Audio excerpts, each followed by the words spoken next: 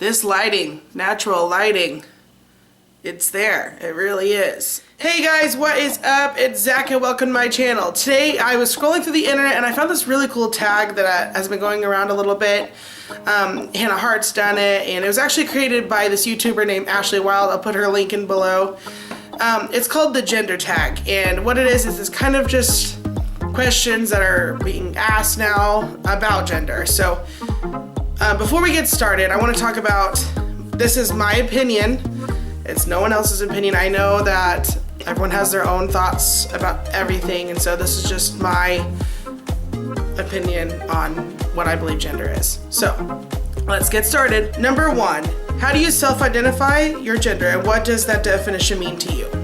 I identify as a boy or a man, whichever way you look at it. I just feel like in my skin and outside that I'm a boy or a man, and that is just how I've always lived my life. So, number two, what pronouns honor you? The pronouns that honor me are he, him, his. Number three, describe the style of clothing that you most often wear. My style is very, I don't know, colorful, except today I'm wearing gray. I am wearing a mint green hat though, so that's pretty cool. Anyway, I wear on a normal basis, or whenever I'm not doing anything, I wear a tank top and some shorts. If I'm going out with friends, it's a t-shirt and jeans. I just feel like that's like what kind of my style for a normal day is definitely a t-shirt and jeans or shorts, depending on the weather. I wear a lot of patterns and prints, which have somewhat been feminized. I don't know. Everyone portrays, or not portrays. Everyone, when you talk about prints and patterns, it's more of a feminine thing to wear, but I don't understand why a print has to be gender based. It makes no sense to me. So I wear leopard print, I wear zebra print, I wear different shapes and colors and patterns. Aztec is really big in my wardrobe, so yeah, that's what I would say is colors, prints, shorts, jeans, all of the above. Number four, talk about your choices with body hair. How do you style your hair? Do you have facial hair? What do you choose to shave or choose not to shave? When it comes to my hairstyle, I keep my sides usually shaven really short, and then I keep the top big so I can style it. I'm wearing a hat today, of course, because I'm having a bad hair day. Go figure. So what I usually do is I slick it all back and kind of do this curl to the side, usually to the right. My hair is meant for it to go to the left, but I'm not left-handed, so it's kind of awkward. So yeah, I usually do that. I'm trying to make it to where it's really long to where I can just like plop and it just stays there. As for shaving, I shave my face, and I don't have a lot of hair, like chest hair, arm hair, leg hair. I have it, but it's super blonde and you can't really see it all the time. Like, people are asking me, do you shave your arms and your legs? And I'm always like, no, I just don't have hair. So that's, yeah, I am just a hairless person. And then when I get facial hair, it's just not a good look. So yes, I definitely clean this up when I need to. Number five, talk about cosmetics. Do you choose to wear makeup? Do you paint your nails? What types of soaps and perfumes do you use, if any? Do I wear makeup? No, I do not wear makeup on a normal day basis. If I'm in a show, I'll have to put the foundation and the blush on and the eyeliner. I hate eyeliner so much, by the way. I hate when things are stabbing my eyeballs. It drives me nuts. But anyway, nail polish. I actually wanted to talk about that. I'm going to talk about it more in another video. I have been introduced to this new project called the Polish Man Project, and it's just basically you're going to paint one of your nails, and it's for awareness on child physical and sexual abuse. So that's for another video, and I hope you guys will watch it, and it's a really great cause. So check that out whenever it comes out. Awesome. Perfumes and colognes. Well, I wear a lot of cologne. I have a variety of colognes that I buy from my favorite store. It's called Brew 21. I love the brand. I can buy a lot of clothes for less than what you would at a normal store. And I've recently become obsessed with H&M, but we're talking about colognes. So one second. Okay, so these are the normal two that I like. This is Rue Expression by Rue 21 and Infinite Summer by Rue 21. Now this one is kind of obviously their summer collection, but they don't make it anymore. It makes me really sad. I bought like 3 of them just so I have them in stock because they're so good. This one's one of their newest ones. I love it. It's just got this really nice fragrance to it. I like the bottle. They have really cool bottles at Rue 21. So if you're ever at Rue, let me know. Instagram me if you buy stuff from there because I love their stuff. So yeah. Soaps and stuff like that. Eee! Ooh. So these are what I use for soaps and conditioners. I recently bought these from Walmart. They're Pantene. They're a sheer volume. They give you more volume. My hair, I like to, like I said, style it like where it's back and slick, but I like it to where there's a volume so it's pushed up. But unfortunately, with my hair, I don't get any volume. So this kind of helps a little bit, and then I use some other products for my hair, which I will probably do in another video sometime. So yeah. Oh, watch out, kitty. Number 6, have you experienced being misgendered? If so, how often? Have I been misgendered often? Lately, recently, for the last few years, yes, I have.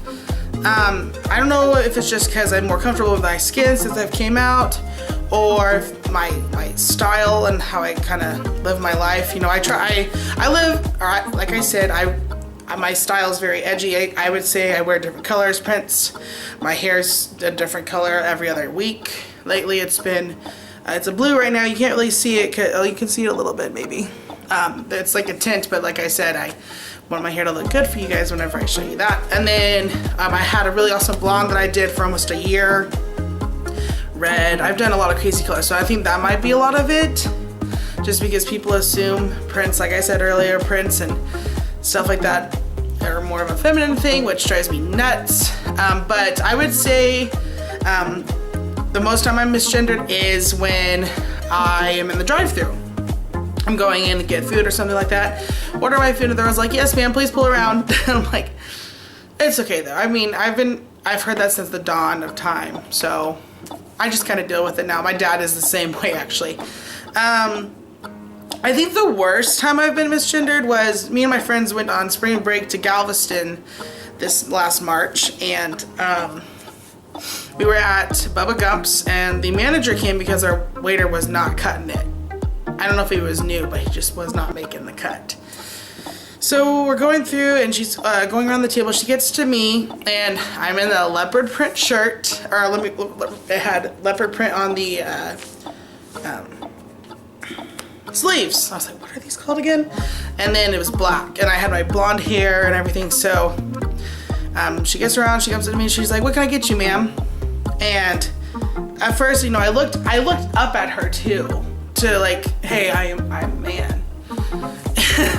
And so that kept going on, and then every 5 seconds it was yes ma'am, this ma'am, that, and I was just like over it. And just because I was like, why do people have to assume things based off what I'm wearing? I mean, if I am a woman, I am a broad woman. Yeah. Anyway, so that was my story. I think it wouldn't have mattered as much if the situation before that didn't happen. But other than that, that's probably the worst time I've ever been misgendered. So yeah. Number 7, do you experience dysphoria? How does it affect you?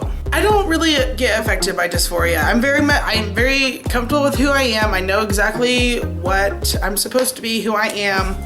And I've never had any issues with that. So, are you interested in having children? Would you want to carry a child if that were an option for you? Do you want to be the primary caretaker for any children that you may have? Do I want kids? Absolutely. Kids are like some of the main things that I love in life. I know that sounds ridiculous, but I love children so much. I want to adopt and I want to do a surrogacy sometime in my life. As for carrying a child, you know, I've never thought about that. If I could, I don't really know at the time because my mindset's always been I can't. So I can't really give you a yes or no answer on that question. As for this primary caretaker, I would say I would rather be an equal caretaker.